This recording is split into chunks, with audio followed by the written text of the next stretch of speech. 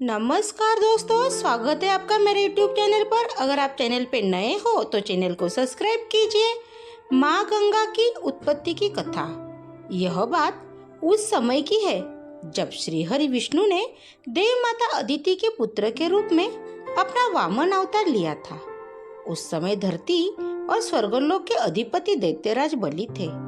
वो अपने गुरु शुक्राचार्य के बताए मार्ग पर चलते हुए निरंतर चलने वाले यज्ञ करवाते थे और गरीबों एवं ब्राह्मणों को दान देते थे। उन्हें अपने दानवीर होने का अहंकार था। उनके राज्यकाल में देवताओं के लिए बुरा समय चल रहा था। उनके राज्य में असुरों को उनकी सुरक्षा प्रदान थी, जिससे आमजन को कष्ट भी भोगने पड़ रहे थे। तब प्रभु ने इस समस्या का हल करने हेतु वामन अवतार लिया।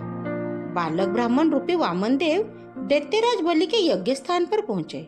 जब बलि की नजर उन पर पड़ी तो बलि ने उनसे उनकी इच्छा पूछी। यह सुन वामन देव ने कहा, राजन, आपकी बहुत प्रशंसा सुनी है। आप दानवीर हैं। मुझे केवल उतनी भूमि चाहिए जितनी भूमि मेरे 3 पग में नप जाए। यह सुन सभी लोग वामन देव पर हंसने लगे। महाराज बलि भी अहंकार में आकर हंस पड़े। फिर हाथ जोड़कर वामन देव से और भी कुछ मांगने का आग्रह किया, परंतु वामन देव 3 पग भूमि पर अड़े रहे। ब्राह्मण बालक से महाराज बलि ने कहा, दान के लिए आश्वस्त करके मैं पीछे नहीं हटूंगा। आखिर मैं दानवीर हूँ। ऐसे तो आपने भी कहा है भगवान। मैं आपको आपके नाप के 3 पग भूमि दान करने का संकल्प लेता हूँ। जैसे ही राजा ने संकल्प लिया, वैसे ही वामन देव ने विराट रूप धारा। लोग भयभीत होकर इधर उधर भागने लगे।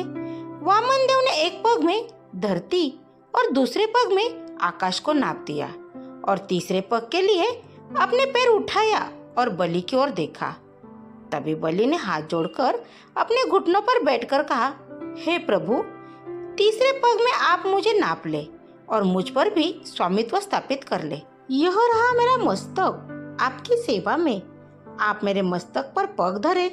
जब प्रभु आकाश को नाप रहे थे, तभी उनके पैर का अंगूठा ब्रह्मांड में टकराया और वहीं से दिव्य जल बहने लगा, जिससे प्रभु के श्री हरि के चरण कमल धुले। वो दिव्य जल की धारा जैसे ही प्रभु के चरण धोकर नीचे की ओर गिरा, तभी ब्रह्मा जी ने उस जल की धारा को अपने कमंडल में धारण कर लिया और यही जलधारा ब्रह्मा जी की पुत्री गंगा कहलाई।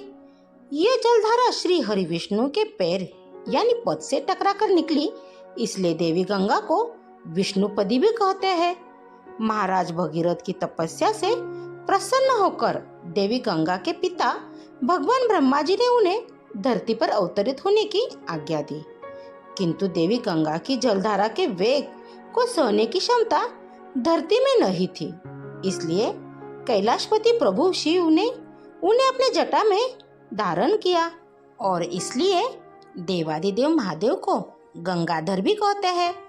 महाराज भागीरथ की तपस्या से प्रसन्न होकर उन्होंने अपनी एक जटा खोल देवी गंगा को धरती पर आने दिया।